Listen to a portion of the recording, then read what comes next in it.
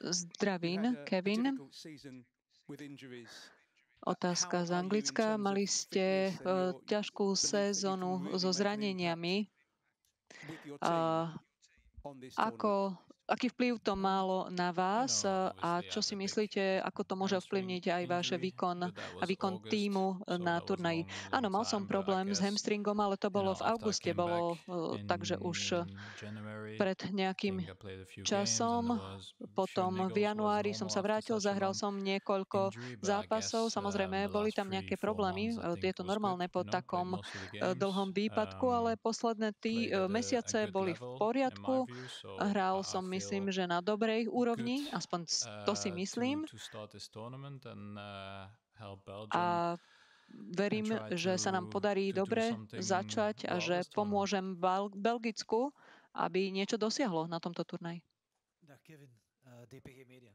Kevin, Qatar was een sof. In hoeverre zijn jullie gebrand in eerste instantie die oudere generatie om daar nu met de TK revanche voor te nemen? En ook voor die jonge gasten die nu bij de ploeg gekomen zijn in tegenstelling tot Qatar, die toch geëvolueerd zijn en die misschien nu op die manier willen zichzelf nog meer tonen? Qatar is gedaan. Valt niks aan te veranderen, goed of slecht. Natuurlijk, Qatar was een teleurstelling. Maar oké, dat is nu al 2 jaar geleden, 1,5 jaar geleden, dus kunnen daar niks aan veranderen. Dit is een nieuw toernooi, nieuwe trainer, halve nieuwe ploeg. Dus uiteindelijk zijn we hier om de DK goed te beginnen. En wat gebeurd is gebeurd. Positief of negatief kunnen we niet bij stilstaan. Heeft ook geen nut om dat te doen. En ik denk de ploeg ziet er scherp uit. Iedereen is klaar om aan dit toernooi te beginnen. That's it. A sme pripravení začať.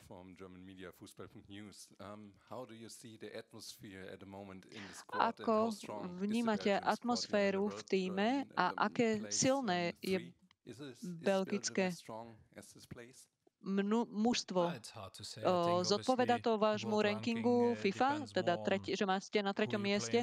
No, myslím si, že ten rebríček, to závisí aj od toho, že proti komu hráte v kvalifikácii a myslím, že pred nejakým časom, už ani neviem, kedy sme boli dokonca na 1. mieste v rebríčku FIFA, ale ak sa na to pozrieme racionálnejšie, tak áno, možno ak sa vám darí, tak potom máte aj priaznivejší žreb v kvalifikácii, čiže potom človek viackrát vyhráva, ale na takýchto turnajoch prehráte 1 alebo 2 zápasy, tak vlastne ste potom mimo toho turnaja, skončíte. Myslím, áno, sme teraz síce 3. v rebríčku, ale na tomto turnaji na tom vôbec nezáleží. Musíme začať pozitívne, dobre nastavení a ja verím a myslím si, že sme pripravení, že máme dobrú energiu a to je v podstate to jediné, na čo sa pozeráme. Ten ranking, na tom až tak nezáleží. Hey Kevin, Pieter Jan van het Nieuwsblad. Je hebt misschien in de kranten gelezen, maar iedereen schrijft over jouw persoonlijke gemoedstoestand.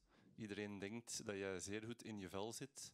Is dat effectief zo? Is dat een verschil met vorige toernooien, dat je je beter Každý v médiách o vás rozpráva a o tom, ako sa cítite, že ľudia vravia, že vyzeráte, že ste v poriadku. Je to tak? No áno, samozrejme, zvonku ľudia si myslia a hovoria mnohé veci, ale máme v tíme aj mnoho nových hráčov. Čiže samozrejme rozoberajú sa takéto rôzne detaily. Ja sa cítim dobre, v poriadku. Samozrejme som už trošku starší, ale v sezóne som myslím, že zahral celkom dobre a chcem jednoducho hrať dobré zápasy a nerobiť chyby. Dobrý podvečer, Čiže to, čo... Šport Slovensko. Ako vnímate vlastne svojho prvého súpera v skupine, teda slovenský tím a ste v pozícii favorita, to znamená, uspokojí vás len 3-bodový zisk? Ďakujem pekne.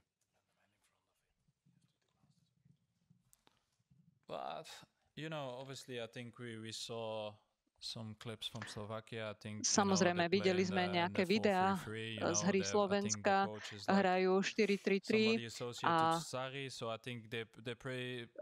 tréner, myslím, že bol asistentom Sáriho, čiže hrajú podobne. Ale myslím, že aj ten štýl, ktorý majú, hrajú dosť agresívne, vysoký pressing, traja záložníci, ktorí sú dosť vysunutí a snažia sa tlačiť dopredu a myslím si, že sa snažia hrať dobrý futbal. Takže myslím si, že pravdepodobne takto zahrajú aj zajtra. Samozrejme, na tom turnaji môžu byť niektoré veci inak, ale predpokladám, že budú hrať podobne. Lebo vlastne toto ich aj dostalo z kwalificatie až sem, hrali proti Portugalsku a niektorým ďalším tímom. Ja, Kevin, je zei er net aan de collega dat derde in de wereld is waarschijnlijk te hoog gegrepen. Waar plaats je België Otázka na Kevina, len ešte čakáme na tlmočenie do angličtiny, bohužiaľ. Zatiaľ sa nám nedostáva. Povedali ste, že sme teda tretí v rebríčku FIFA a kde by ste sa zaradili vy ako váš tím? Presvedčil vás vaše výkony? No, neviem vám povedať, že kde by som nás zaradil do rebríčka. Samozrejme, ľudia si robia svoje vlastné rebríčky a možno nám hovoria, že sme jedným z favoritov. Ale možno nie sme tí hlavní favoriti na tomto turnaji. A je ťažké povedať, že ako by sme mali byť zaradení v rebríčku. A potom, čo ste sa pýtali, že ako je naša partia nastavená, aká je nálada v tíme, sme motivovaní, pripravení, tešíme sa, chceme ukázať to najlepšie a pre hráčov, viete, to môže byť trošku aj taký výklad, ukázať sa na Eure, ukázať to, čo dokážu. Prosím, povedzte aj vaše meno a organizáciu. Chcel by som sa ťa spýtať, že Denis Vavro povedal, že z teba má taký najväčší rešpekt, keď sme sa opýtali, že ktorého hráča by tak vyzdvihol z belgického tímu. A Martin Dubravka povedal o tebe, že si o tebe myslí, že si futbalový génius. Takže zaujímalo by ma, že ktorého hráča by si ty možno že vyzdvihol zo Slovenska, z ktorého vy máte možno nejaký rešpekt. Ďakujem. Well, thank you very much, Ďakujem veľmi pekne za tieto pekné slova od ostatných hráčov. A ja keď si pozriem tie videá, myslím si, že dôležité je sústrediť sa na záložníkov, pretože myslím si, že tí ich držia pokope, majú ale aj dobrých obrancov, aj rýchlych krídelníkov, dobrých útočníkov, skutočne, ktorí behajú veľmi rýchlo. Tak ja si myslím, že vieme, že čo môžeme čakať od Slovenska. Máme pre nich pred nimi rešpekt. Očakávame, že to bude dobrý zápas zajtra. Dobre, posledné otázky pre Kevina. We hebben deze week een foto gezien van jouw litteken op jouw hamstring. Het was even schrikken. Was dat voor jou ook schrikken na de operatie? Stále čakáme ešte na tlmočenie. Bohužiaľ, zatiaľ nič nepočujeme v angličtine, ale videli sme jazvu na vašom hamstringu. Bolo to skutočne také pôsobivé.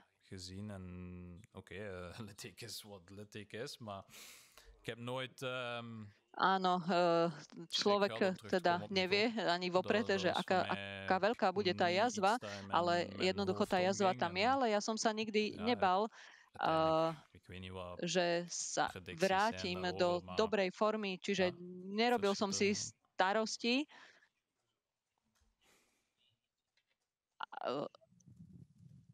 Samozrejme, ale ľudia majú nejaké svoje vlastné očakávania. Niekoľko rokov ste hrali v Nemecku. Nakoľko je to pre vás špeciálne vrátiť sa sem? A pamätáte si naposledy, keď ste hrali tu na štadióne, že vás to asi aj hrálo? Nejaké peniaze? No, niečo ma to stálo. Ale samozrejme, užil som si to tu, bol som 2,5 roka. Sem som prišiel z Belgicka do Brém, myslím, že som mal dobrú sezónu a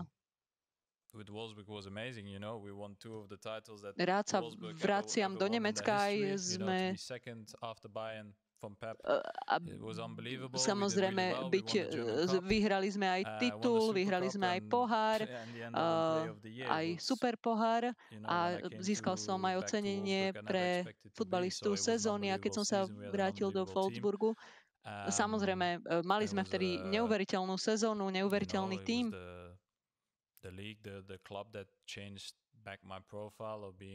Skutočne ten klub a tá liga zmenila môj profil nejaký čas. Samozrejme, potom som šiel do Chelsea a dostal som ten priestor, aby som sa dostal aj do City, a teraz o 10 rokov som tu.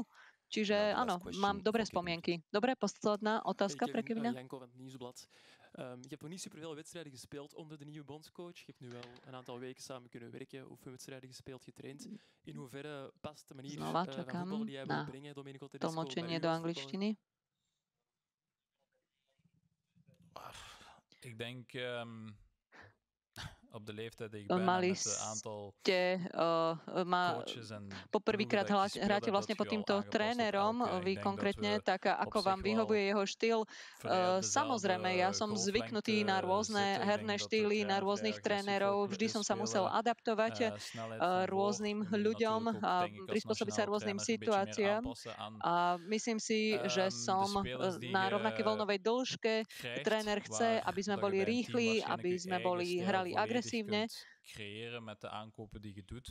Maar ik denk a samozrejme aj tréner sa musí prispôsobiť hráčom, ktorých má. Keď ste trénerom v klube, tak môžete zmeniť štýly, môžete kúpiť nových hráčov, ale samozrejme náš tréner vidí, akých má hráčov, a myslím, že vyzerá byť celkom spokojný s tým, čo robíme, a zdá sa mi, že napredujeme, a verím, že to tak pôjde aj naďalej. Dobre, a teraz začneme s otázkami pre trénera. Stefano Bizzotto, Italian TV. Darf ich meine Frage auf Italienisch stellen an Herrn Tedesco? Takže otázka. Buonasera innanzitutto. Tedesco. Le chiedo il suo stato d'animo a poche ore. Takže otázka v taliančine. Dobrý večer. Ako sa cítite niekoľko hodín pred tým špeciálnym dňom pre vás? A na akej úrovni je Belgicko v porovnaní s ostatnými tímami, ktoré budú súperiť alebo sa budú snažiť vyhrať Euro? V prvom rade som veľmi rád, že konečne už začneme na Eure, pretože viete si predstaviť, že posledné týždne a mesiace boli plné tvrdej driny, aby sme sa sem dostali. A som šťastný, ale zároveň aj taký uvoľnený, pretože tie posledné týždne boli veľmi, alebo posledné dni už boli veľmi príjemné. Dobre, takže ako sa porovnávate možno s tými ostatnými tímami, ktoré budú sa snažiť o víťazstvo na Eure? No uvidíme, samozrejme, urobili sme veľa zmien, boli hráči, ktorí vlastne ukončili svoju medzinárodnú kariéru po Katare, a kvalifikácii sme hrali dobre a zahrali sme priateľské zápasy proti Nemecku, proti Anglicku, ale samozrejme záverečný turnaj Euro, to je niečo úplne iné a som veľmi zvedavý, ako to pôjde. Ďalšia otázka?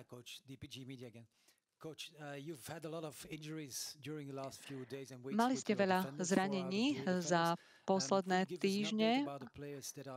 Môžete nám povedať, v akom stave sú hráči, ktorí by mohli byť zranení a ktorí sú pripravení? Alex Witsel a na druhej strane ešte